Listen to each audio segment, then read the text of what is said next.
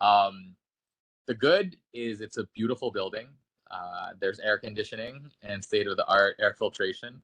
Um, the bad is that we are still dealing with packages, punch list items for construction. Uh, Back to the good. I think generally kids are excited to really be in the space. Parents seem really excited to be there too. There's a lot of energy around the new school building, which is wonderful. But the ugly is literally how it looks from the outside. It is it's hard because we are doing arrival and dismissal uh, from a really small space on the corner of Edgar and Trinity. The scaffolding around the condo building continues to be an issue. There's a lot of space that is being taken up by the scaffolding, and so we have four different types of arrival and dismissal plans depending on the grade, and it's a lot. Busing has been tough. We have a lot of kids on the bus, and so this morning crossing the street was challenging. We had about 24 students get off the bus today. They have to cross in front of the bus. There's people honking at the poor bus driver. Thankfully, the bus takes up the entire road, so nobody can go around the bus when we're unloading. Arrival and dismissal continue to be really quite stressful for us, for all the school staff, and for parents, and for kids. I think that the first day the kindergartners walked out to just seemingly like a mob scene, right? Because there's no space on the sidewalk. I think that when the scaffolding goes away, which Rosa was able to find out for us, thank you, Rosa. At the end of the month, things will get much better. But we're still missing signage. I have no school zone signs anywhere. I have students with limited hearing. I have students who have vision impairments. I have students on the spectrum. And it's scary as a principal that if someone's honking, also I've put the barricades out in the morning leading west on Edgar Street. Drivers are moving the barricades to go down that road. They're also just going down the one-way street to get to that parking garage. I've been, I think, pretty patient with all of these, all of the people that we've had to deal with since last year, but my patience is running thin just because it's posing a direct a direct danger for our parents and our kids. I don't know what more it needs, what more these various agencies need for us to get signage, to get an actual barricade that cannot be moved. I have lots of parents asking me when the scaffolding is going to come down, and I have to answer to everybody. But generally, I'm just nervous about kids crossing the street. And quite frankly, I'm out there during dismissal, and it's not just my students at my school who use Edgar Street to go across town, mini town, right? It's kids from Lemont, it's kids from the high schools. Yeah. It's anybody is really using that road. Mm-hmm. Yeah, and then NYPD was kind enough to send a couple of officers the first couple of days of school. They had mentioned that because of the UN General Assembly, other things happening in the city, that they were short-staffed. I did get an update about school crossing guards, that there are 89 school crossing guards set to graduate from the academy in the next 2 weeks to a month. And so we should be seeing an influx of that. So that is the update for PS 150. Thank you for that, even though it was hard to hear, Nico, because three quarters of what you talked about were things that we discussed 4, 5, 6 years ago as our concerns. And we were assured that everything would be finished and operational by the time this school opened. So I cannot begin to express my frustration at the fact that, despite the pandemic, despite the delays, we understand all of that. They were held up for 4 months in the middle of this job. But very recently, we were assured that when we opened up, that children would have a safe passage and that that South Plaza would be finished and that the NYPD was indeed the plan for how to keep this safe. And for them to say that they'll do us a favor and that they have things going on elsewhere is exactly what we heard 2 years ago, every time they were called to a school, when it's the plan. So if it's the plan and the plan is, oh, the way we're going to make it safe is that the NYPD is going to be there every morning until we have a permanent crossing guard, then that needs to be what happens. They need to assign someone there, period, end of story. I don't care what else is happening in the city. It's a safety issue. I wrote a letter today. I asked Lucian to get the first precinct here. I do not see them here yet, but if they don't make it to this meeting, we will be speaking with them tomorrow. So I just want to say how appreciative I am to you and to Rosa and to Morton and to all the people that took the time to write us today and yesterday and let us know what's going on. We have archived the photos. I've made a presentation out of them and prepared a letter to the mayor's office, to the precinct, to the Department of Education, to the School Construction Authority, and to the director of the construction of this project. We are going to get to the bottom of this, and we are going to get things going. So I just want to let you know that, we are very, very discouraged after listening to them assure us that everything was fine, to see this situation that we have, which is completely outrageous. Like, I think you're being very generous. When I saw these parents taking their kids across the front of that bus, right up against Trinity Place, trying to squeeze themselves through that small passageway under the scaffolding, kids were terrified, parents were confused. There are strollers involved, which we told them 100 times with children this age. And I just don't even know what to say. So, it did help us, though, for you guys to move as quickly as you did with this information so that we could gather it and go to the next steps to ratify the situation. And if there's anybody else that would like to add anything that you haven't already in your emails, which we've recorded all of them and incorporated them into this letter, but please speak up. We'd love to hear any experiences you've had that you'd like to share with the group. Trish, this is Sarah. Who in the first precinct? I will be all over that one. I would appreciate it, Sarah. Yeah. I know Jonathan Chan was involved, and he was the one who actually said to Morton, I believe, that that they weren't guaranteeing anything. And that's not the deal. The deal is, I don't care if they're having a hard time finding crossing guards.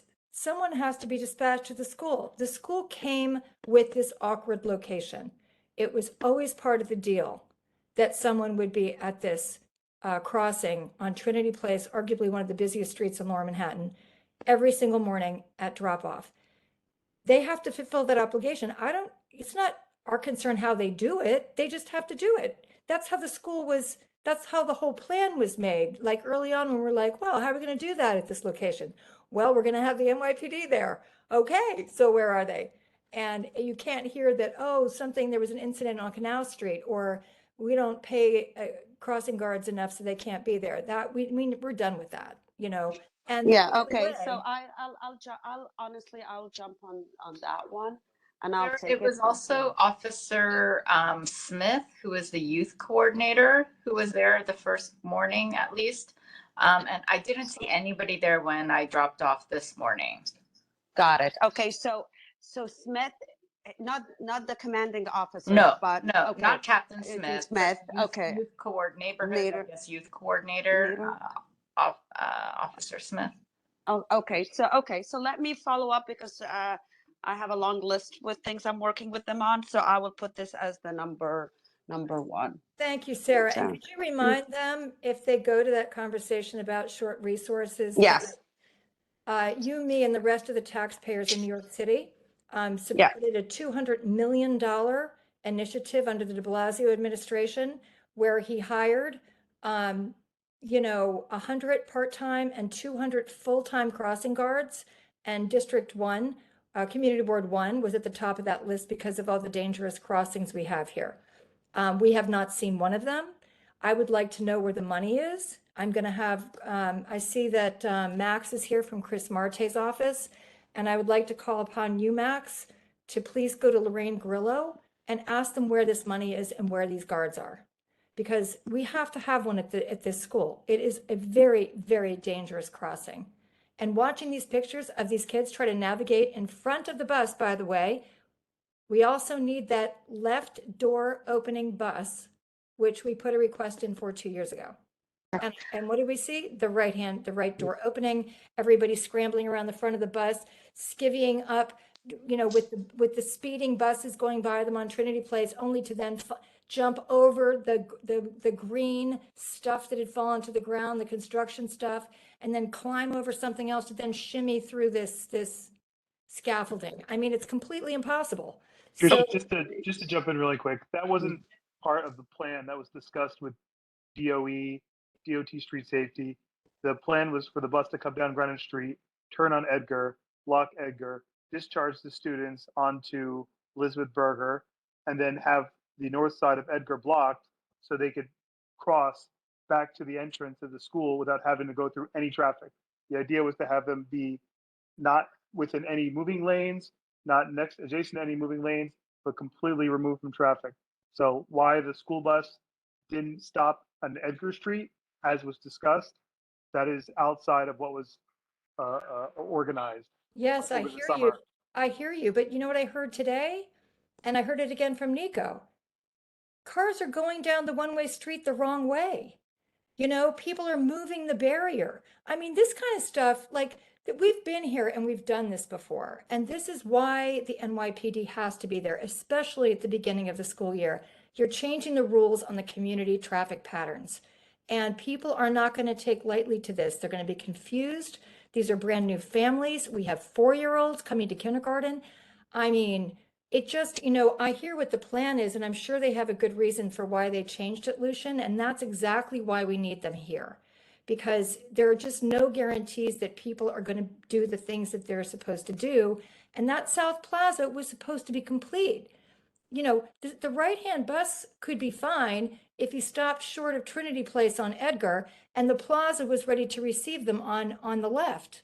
But none of those things are true. And so as a result, we have a hazardous situation on our hands here. And it really has to be all hands on deck for tomorrow morning. I mean, really, and truly. So watching that. Can we get the school bus to pull up in Edgar Street? I can move the barricade tomorrow so that the bus can make a left there, but the bus can't go right on Trinity, and it's a big bus, Lucian. So Rosa, Morton, and Gabby have seen it. So it would have to like make a left onto Edgar from Trinity, and then make another left onto Greenwich, reverse a little bit so it can make another left. Wait, no, I thought we had discussed that they can come down Greenwich Street. The bus can come down Greenwich Street and take a left on Edgar, and then they would be able to discharge. Okay, I'll talk to the bus driver tomorrow. Yeah, And then- DOT worked it out. They can come down Greenwich Street, take Okay. a left onto Edgar, and keep the north side barricaded so people can't take a left onto Edgar from Trinity. Right. Okay. That's where you keep the barrier. That should improve that for the kids coming off the bus. All right.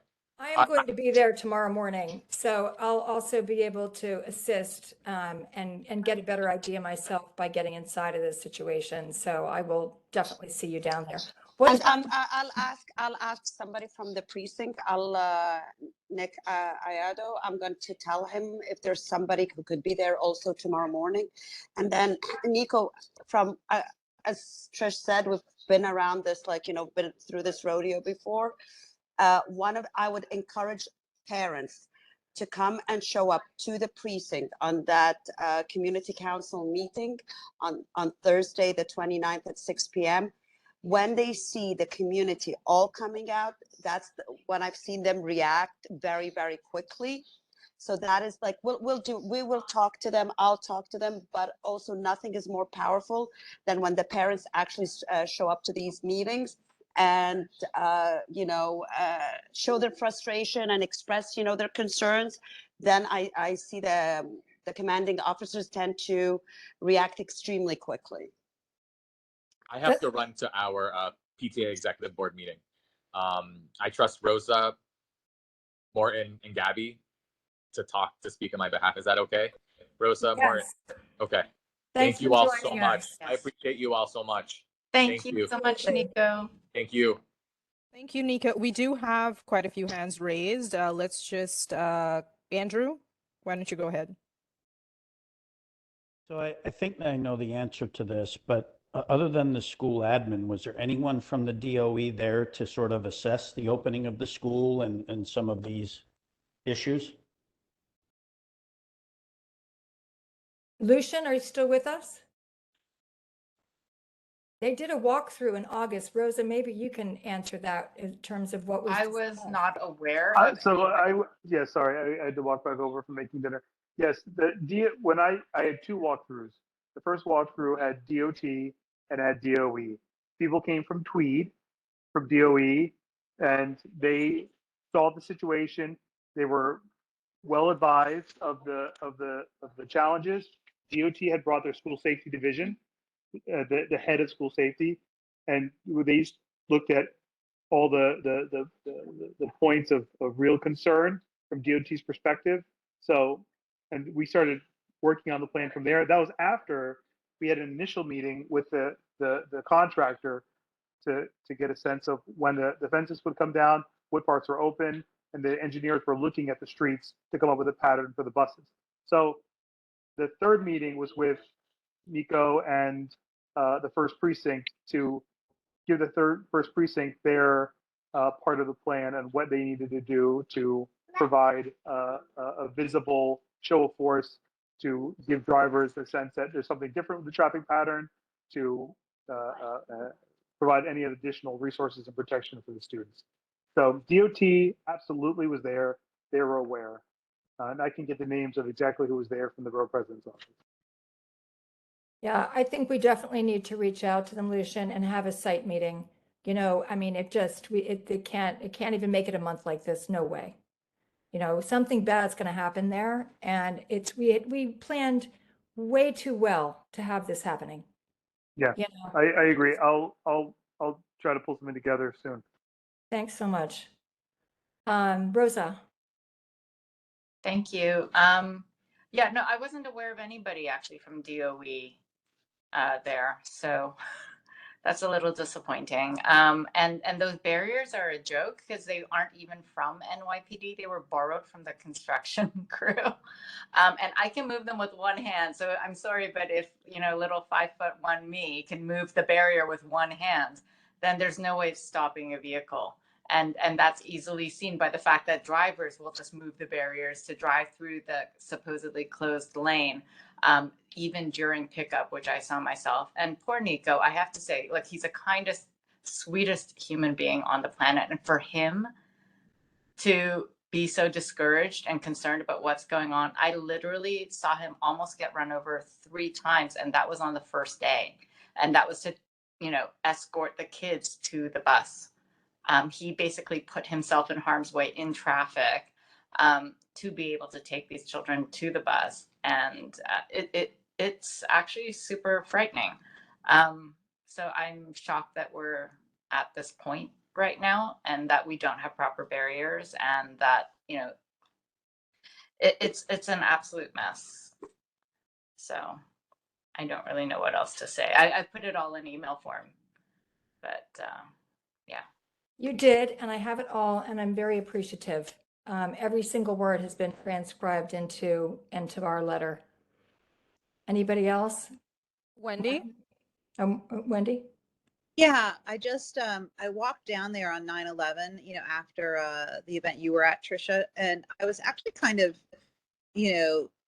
thinking to myself, how is this going to be for Monday?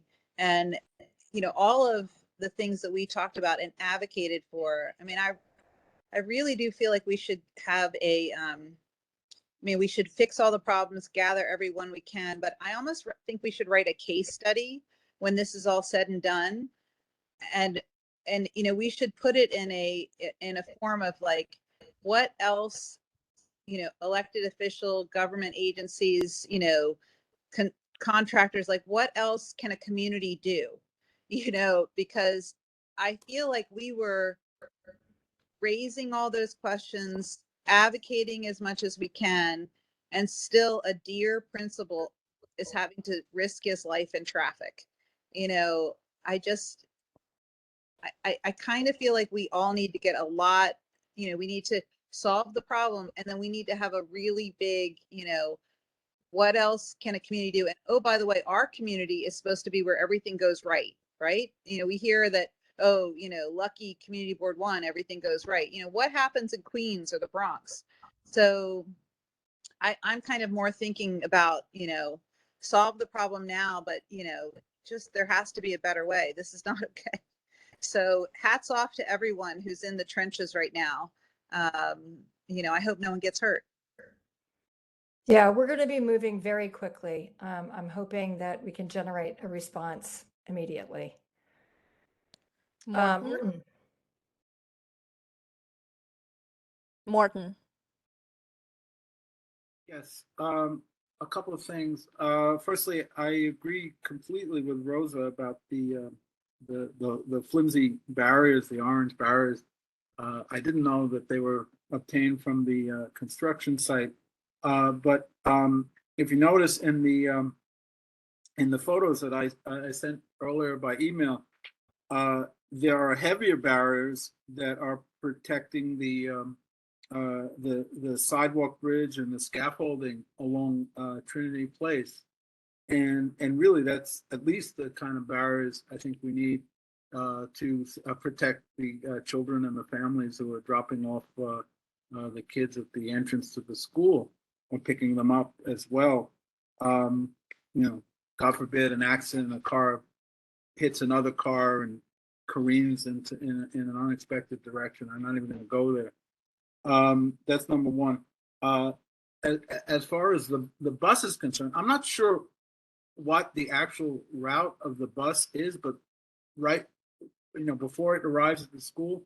But right now the bus is coming up, I believe is coming up from State Street on Greenwich, where it turns into Trinity, and coming up Trinity Place when it arrives at the school. And especially at the pickup, because my son goes there. I don't always see the bus arrive in the morning, but I do see the bus arrive to pick up the kids in the afternoon. Especially in the afternoon, the traffic is very heavy on Trinity, because you're getting the vehicles exiting the Battery Tunnel that are feeding into Trinity, coming across Edgar. And sometimes with all the buses and trucks and other vehicles, it's very difficult for the school bus to even get close to the school. Well, as Lucian said, that school bus is not supposed to be taking that route. I don't even know how that happened.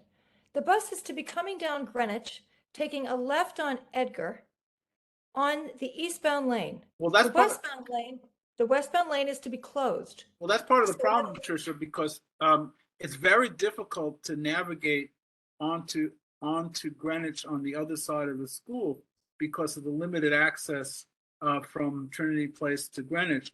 If the bus is going to come up Greenwich onto Trinity and go around the school, then it's got to make a turn on Cedar Street, which is a tiny little narrow street and very difficult to turn. It's got to go north through a lot of traffic, and that's going to really delay its arrival at the school. On the other hand, I guess it could come from the west side and access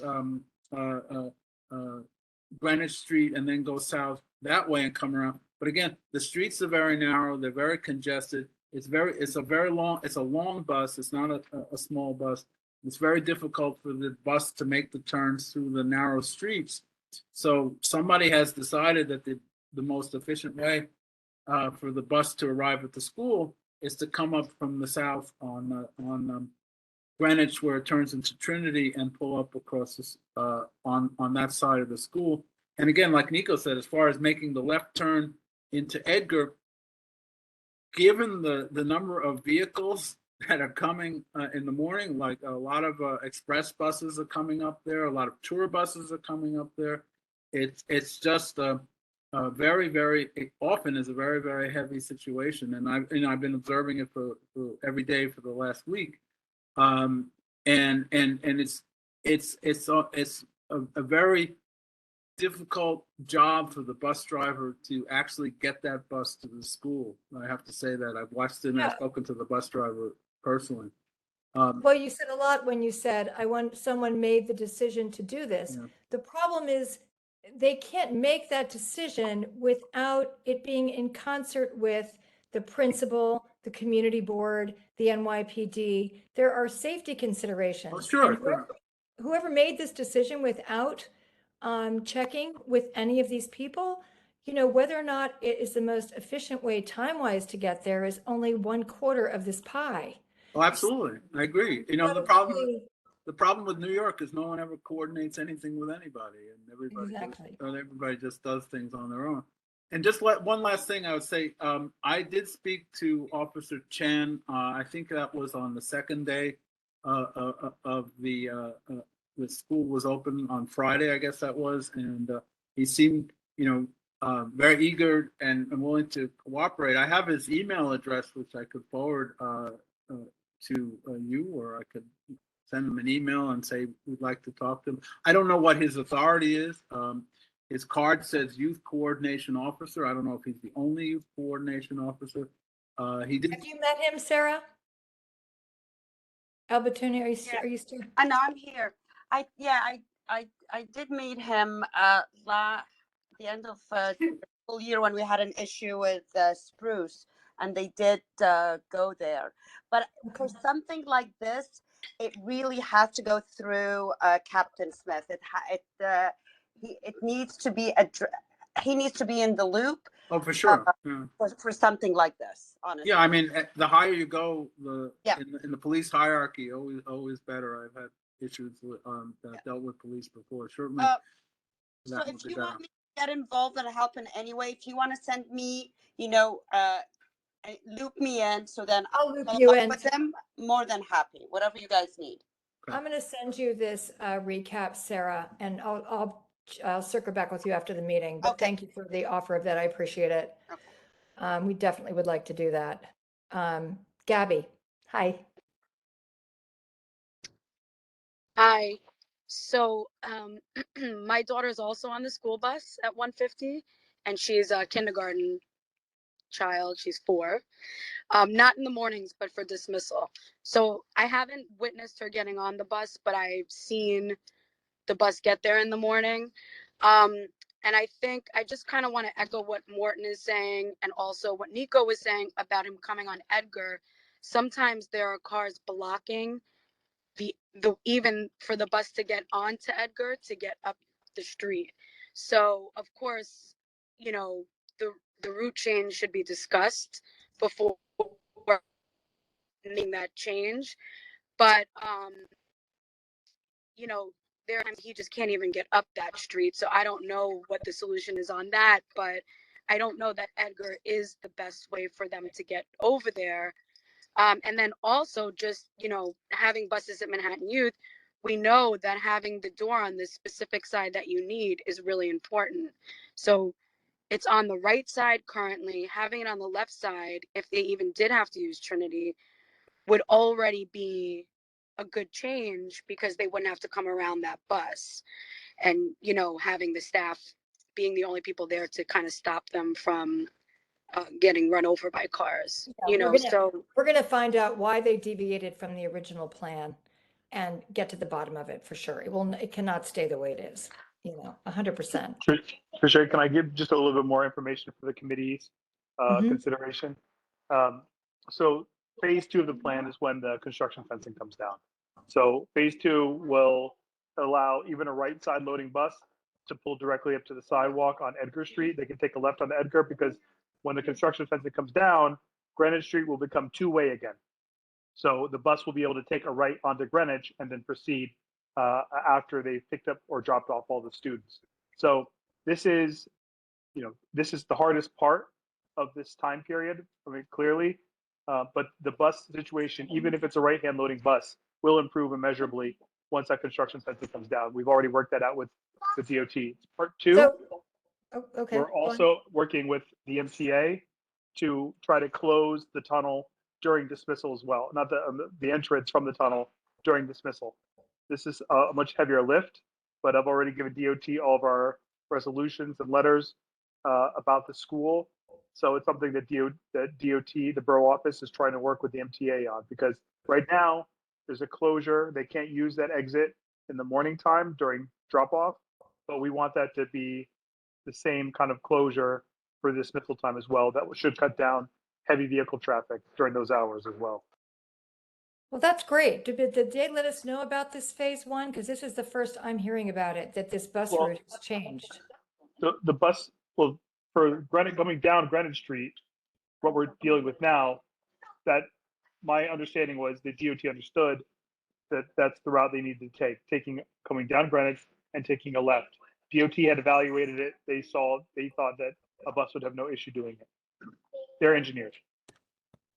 Once the construction fencing comes down, I even spoke with Nico that we wouldn't even need to have the street closure at that point, because the bus would be able to pull left into Edgar and then discharge directly onto the sidewalk on the school side of the sidewalk. There'd be no crossing necessary. Right, yeah, well, no, if they took a left onto Edgar, they'd be in the right lane. So we still do need the left lane closed to act as a plaza. But my question was, when did they decide that there was a phase one that involved a different bus route? I mean, phase one is that's my description. I Okay. see it as the pre-construction fencing going down and post-construction fencing going down. I kind of bifurcate it. I got you. using So that. you're thinking that's why they're doing what they're doing. No, I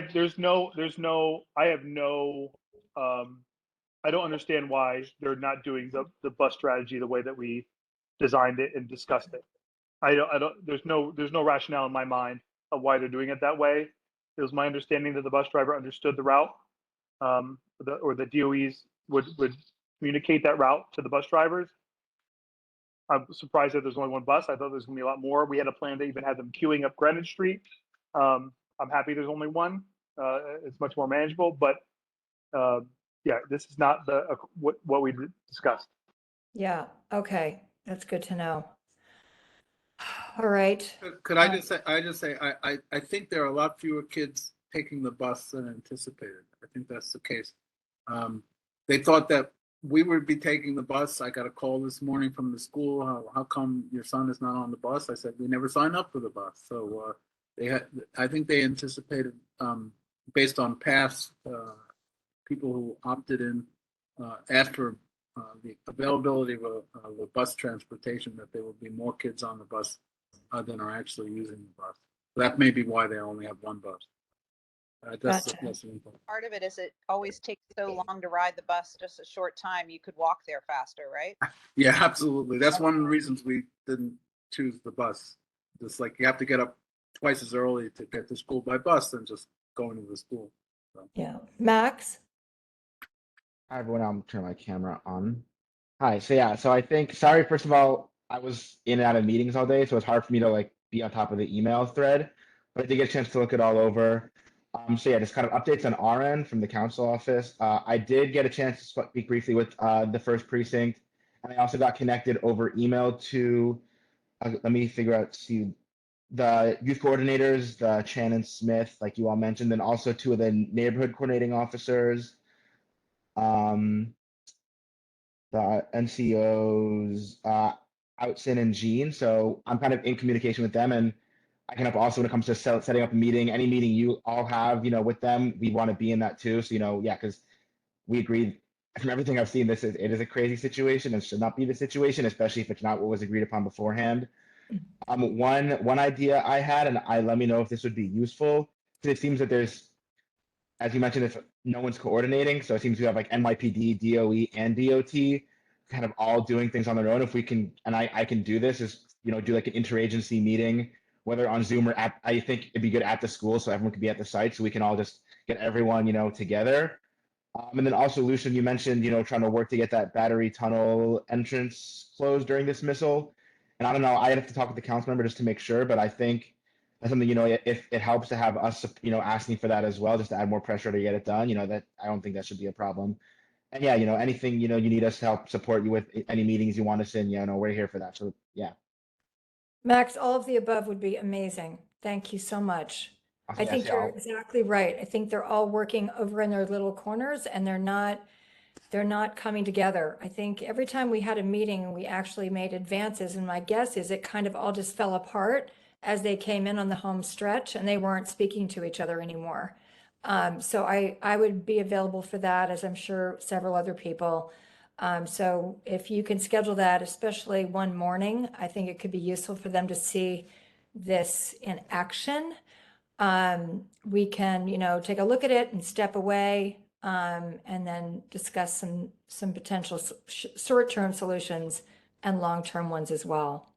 Yeah, so definitely. Yeah, tomorrow I'll be reaching out to all the agencies and I'll keep you all in the loop. Thank you so much. Yeah, I just want to just make it clear that this is a result of me working for 2 months, shuttling information back and forth between all of these agencies. And these agencies don't talk to each other. That's true. And we have been working as the core of that information sharing to make that happen. So that's not a novel thing. That's something that we've been doing. And it's clearly not enough to keep them stuck together, but it's not something that's new. This is something that we've been doing. I think, hey, Lucian, thank you for saying that. This is Wendy. And Max, thank you for helping any way you can. I think the frustration is that Trisha and I literally have been working when the overcrowding task force under Shelley Silver. That's how long we've been working on this. It's been 6 years. And from the very beginning, because I used to be the PTA president at PS 150, and, we saw all this, we knew all this, we talked about all this, we worked through all those issues, we asked all those questions. And the thing that I'm saying is, when this is all said and done, this is like the 4th school that's opened, and quite frankly, I think the worst opening yet. We have to do a better job for the city of New York, not just our community. So we definitely, short term, let's fix it all, but long term, if we started working on it that far ago and couldn't do anything as a community, how's it going to go? That's where I'm coming from. Thank you. Thank you, everyone. So we will obviously be, you'll all be hearing from us before the next meeting. I'll be down there tomorrow, like I said, and then we will be partnering with NYPD and the DOE, and we're going to just see if we can set up that meeting Max talked about, because I think that's going to really bring us our best results. So anyone else on this topic? So what time should we all come? Maybe we should all be there taking pictures and being annoying. Yeah, I think it could be good. I mean, I would assume, what, Rosa, 8:20? Oops, sorry, I was muted. Well, I would say 8 o'clock, because you're probably gonna see kids starting to come in around 8:05. Okay. And the majority of them should be heading towards the multi-purpose room around 8:10-ish. Okay. Yeah. All right, good. Will do. All right, thank you, everybody who has contributed to this today. It was very helpful. It helps us do our job. All right, moving on to some great news. I'm sure you've all heard by now, it happened over our summer recess, but the Governor's Island Trust finally came together with the School Construction Authority and granted the Harbor School a full-size regulation high school gym and a full-size competition swimming pool adjacent to building 555. You might be asking, oh wait, I thought they gave us 515. They did originally give us 515, which is the building next to it, which is the old hospital building. And as you might remember, they wanted to put the gym and pool stacked inside a courtyard that was 40 by 90 feet, shortchanging both of those, buildings, both of those facilities of their usefulness. And then we talked about, they came back to us and they gave us some options, as I mentioned at the last meeting, where they actually plan to demo right through the middle of the building and shoot the facilities out back towards the water, which was unusual, but we were encouraged that they were thinking about, you know, different design methods to try to at least achieve the regulation size gym, because obviously they're a high school, they're on an island. They can't really run up to another gym. As you know, we have 3 out of 10 of our schools have regulation gyms. It's ridiculous. And finally, we prevailed, and it was really a village, as it always is, but I want to also, as long as Max is here, Christopher Marte was very, and his team, including Max, were very influential with the city in helping them realign their priorities for the Harbor School. And Nan Richardson, who's joined us here, I think. Nan, are you here? Unmute her if you can see her. Yes, I'm gonna unmute. Okay, I'm actually gonna good. move her. There we go. So Nan is with us, who was the PTA president of the Harbor School and who has really been at the helm of this initiative from the very start. And Nan was among the PTA members in 2016 that proposed building 555. It was a building that made a lot of sense back then, and they turned her down and the rest of the PTA. And then they came to me and the community board, as you know, when it just kept stalling. And then 515 was awarded last year when Margaret Chin went and worked with the trust as they were developing the plan for the climate center. And we were able to get the pool and the gym from them with building 515. But then it became clear that the facilities were going to be really compromised. So this is huge. Do you have the slides, Lucian, of the new building, the 555? No, I don't. The slides that I gave on Edge is what was given to me by SCA. So Okay. I assume that Yeah, those are what's up to date. These are all that we have.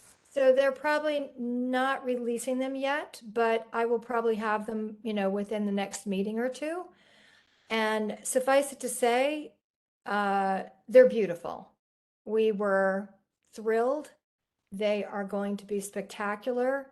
We still have challenges, and I thought I would let Nan talk for a little bit about, you know, first of all, I want to also thank Chris Marte's office for a generous grant that they have given the school for, you know, filling out their landscaping, their yard, their, you know, whatever they need in their facilities, which is really going to help them get set up. But Nan, would you like to share a few things? Sure. Can you hear me? I'm having some technical difficulties with my computer. Can you hear me? Yes, we can hear you. Okay, great. So first of all, yes, thank you, first of all, to CB1.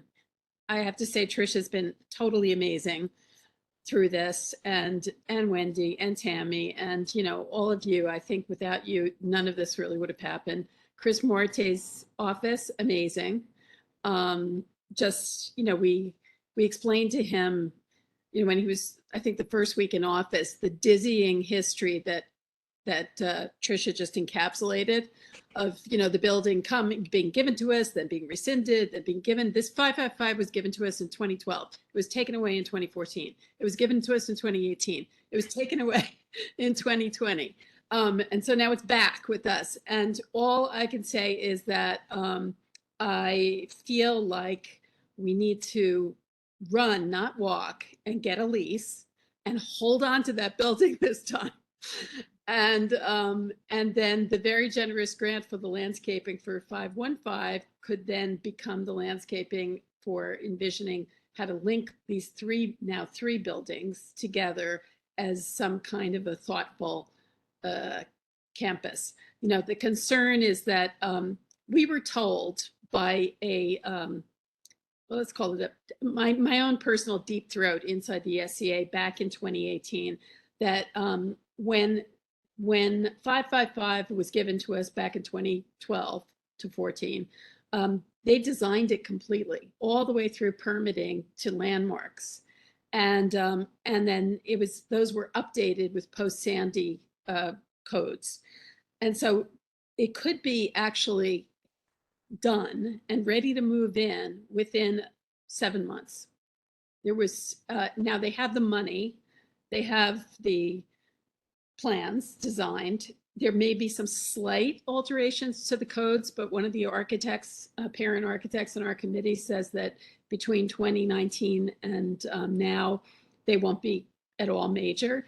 So my inclination is that we go and try to get 555 so that the school can start to really grow. And then the other piece of it, the pool and gym, which we're very excited about. You know, when the school moved to the island, we thought there was going to be a pool for a school where everything is done on water, everything is maritime, all the kids are in the water all the time, every day. It's kind of been tragic that we never had that opportunity to have an aquatic training center, and now that's going to be rectified. So there's, you know, tremendous rejoicing. But we'd like to do it as quickly as possible. And Lorraine Grillo said back in 2017, that was what she wanted, a new build exactly on the site that they've come around. This is the magic 6 years that Wendy was talking about. 6 years seems to be the going amount of time that it takes for anybody to realize something. So 6 years ago, Lorraine said, that's what I want, a new build right there. And here we are right back where we started 6 years ago. So, you know, I'd say just speed the day. And we would love to have Councilmember Marte's office and you guys at CB1 trying to help us move this along expeditiously, because, you know, we've waited a long time and it's been a long, hard road. Though listening to what you just went through for 150, I think every road in New York City DOE life is a hard road. But thank you. I guess I'm just saying thank you. And it's not over yet, I guess, too. It's not, and, you know, we do need to move quickly, and, you know, Max, we will be reaching out to you. There was actually a string going around today about next steps, and I will say the SC answered right away. They're setting up a meeting to talk about it. I mean, I have to give them a lot of credit on this final stretch with the Harbor School. They have come back. They always answer the emails. They always are willing to meet. They come back with new ideas each time, some of them better than others, but they come back, they bring it, they listened, they changed. This is new. And I'm thrilled. It's been a long road, as we all know in this room.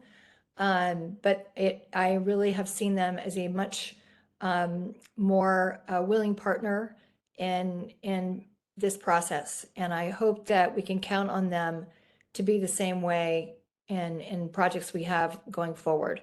So that's really hopeful. And we really do, you know, the Harbor School is being very vigilant about the follow-up, because, you know, the temptation, I would say, would be to, you know, lay back and let this be part of the overall, you know, construction of the Climate Center and get tangled up in that slower process. And what we'd like to do is really push this ahead of it and have it be completely independent from everything else happening there on the island, because it could really, you know, slow it down. And as Nan said, this started in 2012. So 10 years is a long time to wait for a facility, and it could be done really quickly.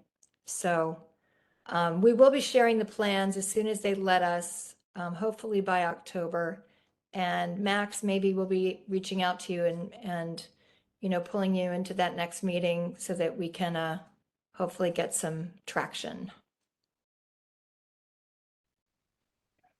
That sounds good. So yeah, I'll be happy to be on any meeting you need me to. All Thank right. you. Thank you. All right, great. So that is happy news indeed. So we're all really excited about that. And then District 2 high school admissions. I'm still waiting to hear. A couple of the schools asked for me to give them time to settle in before they talk to me, because a lot of their families didn't report back to them about what their plans were before the end of the year. It really was that late last year.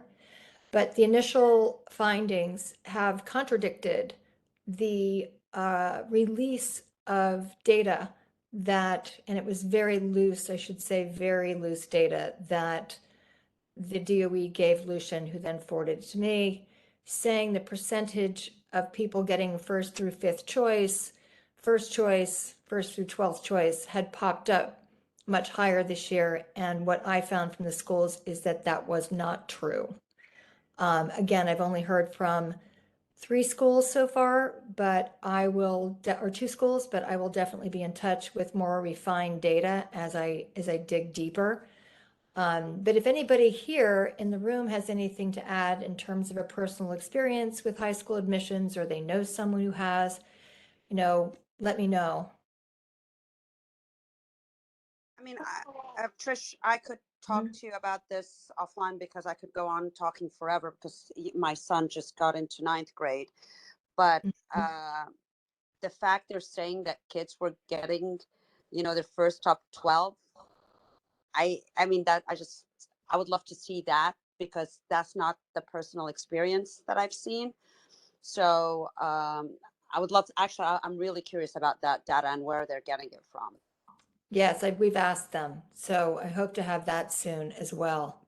Richard, just to follow up on that, I have the Sean from the Borough President's office. He's their education policy advisor. He's Uh-huh. been requesting the more granular district level data for us. He says that they still haven't released it, but he's been refreshing his request with them. So I'll let you know as soon as he gets that for me. I'll pass that along to the committee. Okay, great. I'd really love to see it. We have a lot of people leaving this system, and this was our biggest fear back when we, started at the beginning of this. It wasn't planned well. They didn't introduce our families to the schools that they planned to send their kids to if they didn't get their choices. And parents won't take a chance if they have options. And it's going to hurt the system in the end if it doesn't have the support of students. So, students are the ones that create the resources for our schools, the way it's funded. So I feel great concern about it. And parents who don't have their, who was the biggest winner? Forget even the private or the Catholic charter schools. I have never seen so many people down here that I know that were so anti-charter. They're flocking to the charter schools. Yeah, well, I don't blame them. If they're assigned to a school they've never heard of that's an hour from here, that does not seem like a crazy choice, but it seems really sad, you know? There weren't even geographic considerations in some of these assignments I'm looking at. One kid was sent to Coney Island. How can that be a good idea? So, we continue to have issues with this, and all we can do is continue to try to press them the best we can. I heard that the information this year was better, that there was more interaction with some of the schools that families had not been familiar with previously. But that's about the only thing I heard that improved. Trisha, in the interest of time, I'm gonna hand it over to Lucian for the budget. Uh-huh. Lucian, you can go ahead. Thanks. Anisha, I'm just going to share my screen. Okay, Hold it up. great. Thank you. So I want to walk you really quickly, super quickly, through Community Board One's budget portal. So budget request portal. What is that? This is the way that we start our process of engaging with the city based on what we decide our budget needs are for the expense budget and for the capital budget of the city. This is one of the pillars of core responsibilities that the community boards have. This is just as important as our creating a public space for the public to engage with the city. It's as important as us passing resolutions to notify our elected officials what's important. This is one of the 3 legs of the stool. And so I want to make sure that we all have the resources to take this as seriously as it is in reality. And that is, we are creating a roadmap for our elected officials to support these community needs. So we have Max Deutsch here on this call. You know, his office, his boss will receive this set of requests from us, and he'll know what we expect him to fight for the expense budget and the capital budget. So for those of you who are just for the first time sinking your teeth into this idea, I have a lot of resources on this page. Now, let's start from the beginning. What's the website? budget.mcb1.nyc. Onej, if you would be kind enough to drop that link into the chat for everyone. I'll be sending an email to everyone near the end of the month with all this information, but I want to just present it to all of you personally first. So what have we done in the past? Well, here's a couple of prior fiscal years, including fiscal year 23. This is our current, Nico, please, our current fiscal year. If you scroll down on this page, you'll see that there's explanations of the budget. There's a number of links, including specifically the expense budget and the capital budget. Now, this is where it gets really juicy. This is what we requested for fiscal year 23. That's the current fiscal year. So you'll see here's all of the final requests that were passed out of the executive committee. You'll see what committee, some of them have been around for a while, so I have no idea what committee they came from. Some I do, and you'll see that the committee is marked. You'll see what agency it's directed at. You'll see the description of the funding request. You'll see if it's capital or expense. And then you'll see what the city's response is to us based on the request. Are they supportive? Did they say it's funded? Did they say that it doesn't make sense? That's all here. So, and you can filter, you can sort. This is a really great tool. So you can sort it by capital versus expense, by agency, what have you. Please read through this. And if you have an idea of something that's not on that list, I want you to scroll on down this page, this form, and this is where you'll put your idea in. So, you know, let's pretend I'm not the district manager, I'm a member, I'm gonna put my name here, community of origin, youth and education, city agency. Well, you know, I could say DOE, I could say SCA, let's just do DOE here today. The request is fix PS 150's safety. Yeah. So, of course, you have to be much more specific than this, and it has to be budget related. It's not really usually something that's this specific unless you actually have a real budget ask, like a capital item that they need. You could put that on there, you know, like a walk-in freezer or something like that. But you get the idea. You'll go through here, just check these boxes. That fills in the data for me. It's good for the database. And then if it has a specific location, you put that in and click submit. And that will go into our database and we will evaluate it and amongst all the other new ideas. So that is your role. If you have an idea, that's how you put it in. If you have an idea and you don't use this form, woe is on you, woe is on the board and the community for not knowing your excellent idea. But if you have any questions, let me know. But that's how this thing works. And we have a big database. And so the idea is that we're tracking what sorts of things get funded, what sorts of things don't get funded. We know how many years things have been languishing on this list. And sometimes you just got to say, maybe it's me, maybe it's not them. I don't know. We have to check our priors on this.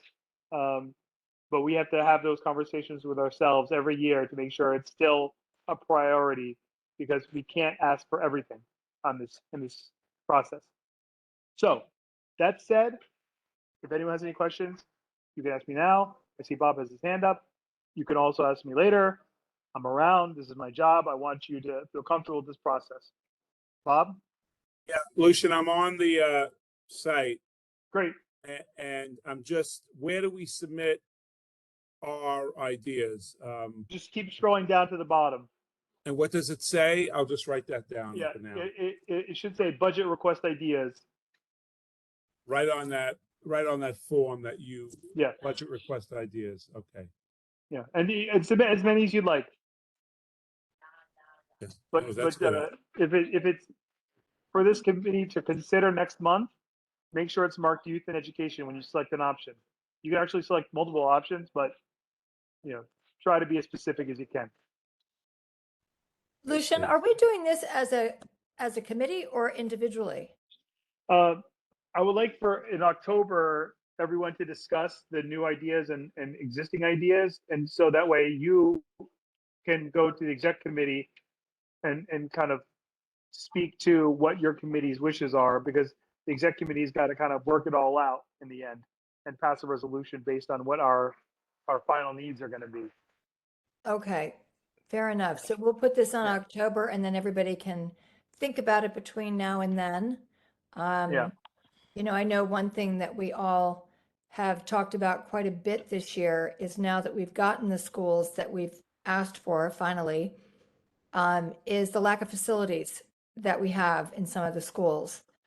We were advocating for, you know, trying to get, if they can't build gyms in the schools because of the foot plates, that perhaps places like World Trade 5 or other, you know, places in the community where the buildings can handle that size would be a great place to build a facility that schools can share. So I know that would be one, you know, just an example of one that we can put up. Because it may have to be outside the capital budget. It may have to be in the city budget to do something like that because it's, you know, independent of the school building. Yeah, and Tricia, you know, I'm sorry.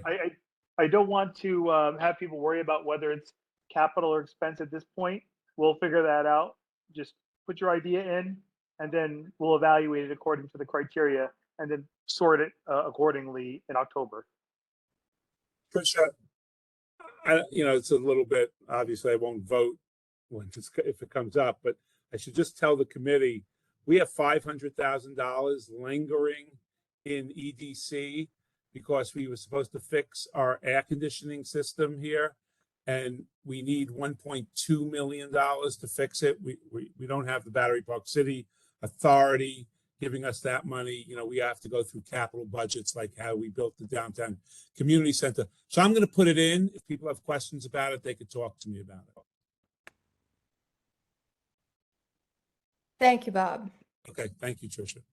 And thank you, Lucian, for this. And we'll put it on next month's agenda and discuss further. Thank you, Tricia. Thank you. And And for I those who still need to sign in with the sign-in sheet, I am linking it again in the chat. Thank you. We found out that a lot of people weren't doing that, myself included. So make sure to take a look at that, everybody, before you leave, if you haven't already. And otherwise, that is it for this evening. Anybody else have any new business they want to bring in or discuss? No? All right, then. We will see you guys at full board, and I'll see the rest of you 150 folks in the morning. Take care. Bye. Good luck tomorrow. Everybody. Tricia, night, there may everyone. be a delivery of French barricades by NYPD. I did put a request in Great. for 4 parade-style French barricades that can be linked, so much more difficult to move once they're kind of linked together. So that may be delivered in the morning. So keep your eyes open for that. Thank you so much, Lucian. Really appreciate sure. it. All right. Okay, everyone. Thank you to all luck. of you for Everybody. hopping onto this. Thank you. See you Okay. tomorrow. Hey, everybody. Bye. Bye Good night, bye. everyone. Bye bye. Reminded me of when we did the traffic to IS 89.